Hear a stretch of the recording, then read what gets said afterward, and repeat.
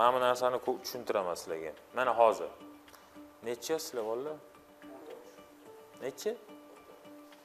Zo'ru. 14 yosh. Necha yoshdan pensiyaga chiqaramiz sizlarni bolalar? 60? Yo'q, men sizlarni chiqaramiz deyapman. O'zingizlarning qo'lingizda pensiyaga chiqish. Davlat ishida ishlasanglar yoki kimdir qo'lda ishlasanglar, bu 65 erkak kishiga. 55? Nimaga men 35 yosh emas, yoki 30 yosh emas.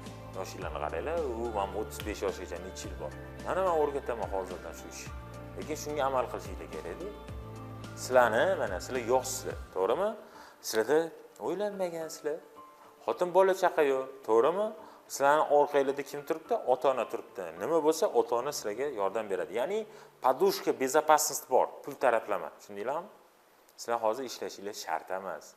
Sizlar nima qilyapti? Ota-ona o'qityapti sizlarni. Yanvardan boshlaylik biz. $100 qo'yib bora olamizmi yoki yo'qmi? Bo'ladi. Ada menga $100 har oy ajrata olasizmi deyish kerak. Yoki mana ota-onaga aytish kerak. Ada siz 50 bering, oyi siz 50 bering. Mana shu narsani men har oy qilib borsam, yig'ib borsam nima bo'ladi?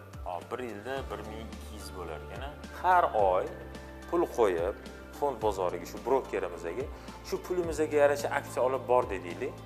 Qaysi oy pul daromad qilamiz, qaysi oy minusdan chiqamiz. Lekin yiliga qaraydigan bo'lsa, necha foiz yozing yiliga daromad? 50% bu juda katta-da fond bozori uchun. Lekin qilib qo'yish mumkin, uni bilib olmaydi. Agar hozirdan investitsiya qilib borsak, birdaniga olib ketish mumkin. 30-35 bu ham juda katta lekin. Lekin biz hozir kichkina pul bilan boshlayapmiz-da. Hozir investitsiya sohasida juda katta pul bilan boshlasa effekt juda katta-da. Lekin bu narsa ko'pchilik amal qilmaydi, lekin bu amal qilish kerak. Chunki men nechta kitob o'qisam, hammasida yozilyapti. Bu nima ekan? Murakkab foiz, сложный процент. Ya'ni u narsani 8-mo'jiza deyshadi. Mana 25 pul. Nech pul bo'ladi? 1200 im. Nech pul bo'ldi? $300 mi? 1,5 ming bo'ldi. Endi keyingi yil ham shunaqa qilamiz. Pul turadi, biz nima qilamiz? Ustiga yana $100 qo'yib boramiz. Endi qaranglar, men bu yerda mana bu yoqqa necha yil bor? Avazmidi? Biz hozir endi avazni ko'ramiz. Mana qara, boshiga boshlanishiga $100 tashlading. Endi har oy $100 dan tashab boryapsan, to'g'rimi?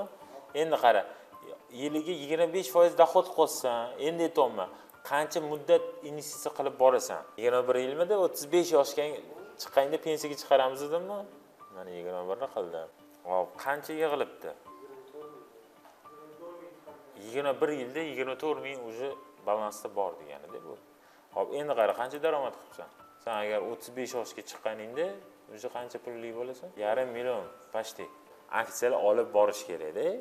Daromad beradi-yu qaysidir aksiyalar. Sotish kerak-da, yana mablag' ko'payadimi? Demak, unga yana aksiyalar olib borish kerak.